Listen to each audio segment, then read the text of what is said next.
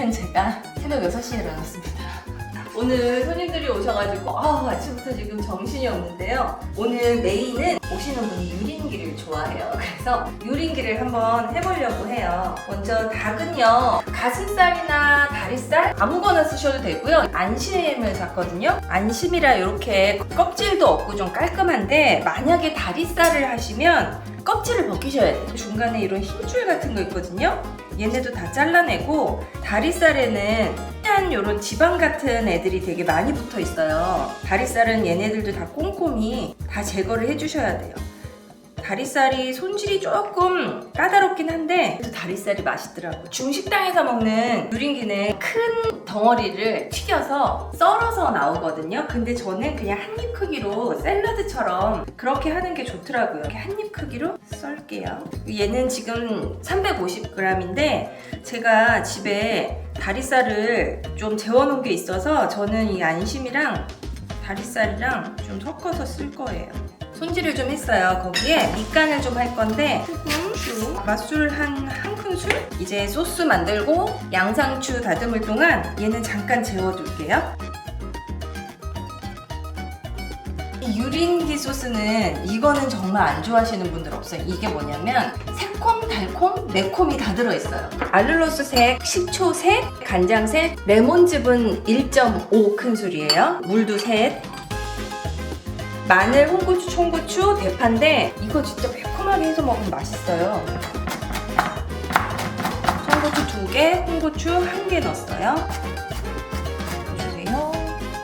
한 큰술 넣을게요. 후추는 그냥 조금만, 손님이 오시기 전에 만들어서 냉장고에다 넣어두고요. 양상추를 이거는 마음대로 하셔도 돼요. 밑에다가 깔든지 한쪽에다 놓든지. 이렇게 해서 얘도 냉장고에 넣어줄게요. 자, 이제 가장 힘들어 닭 튀김이에요. 튀길 때는 올리브 오일보다 끓는 게 높아서 콩기름으로 해야 좀 바삭하게 튀겨진다고 해서 전 항상 튀김할 때는 콩기름을 쓰고 있어요. 튀김을 하면 기름 남은 거 처리하기가 참 곤란하잖아요. 그래서 너무 많이 쓰지 않고 그 재료가 살짝 잠길 정도로만, 흰자만 둥근자는 놔주고 손으로 치대주세요. 거품이 이렇게 하얗게 거품이 나거든요. 이거 계속 치대면 하얗게. 녹말은 숟가락으로 3정도 넣었어요. 그 다음에 녹말은 이 이제 상태를 봐가면서 넣으시면 돼요. 몇 스푼이다 이거 정해져 있지가 않아요. 그러니까 이걸 하면서 시간을 잘 맞추셔야 돼요. 또 이렇게 놓으면 얘네들도 다 먹어서 녹말이 없어져. 그러니까 이 튀긴 기름 올려놓고 얘를 얼른 하셔야 돼요.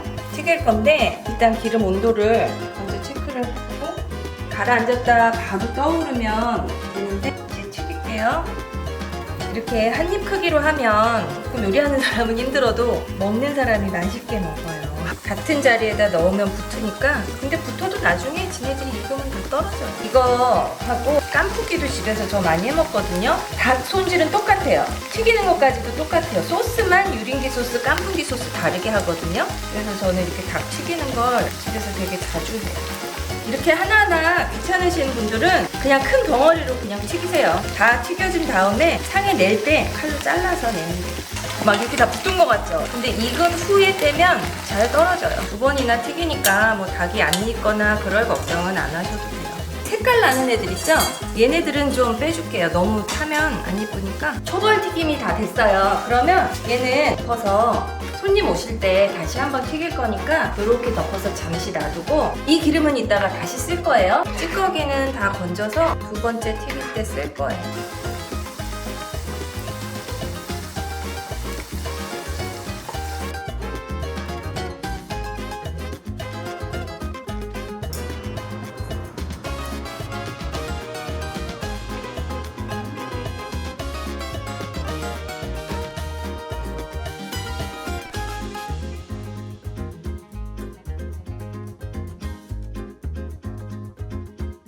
와주셔서 감사합니다. 어떻게 이렇게 많이 와, 진짜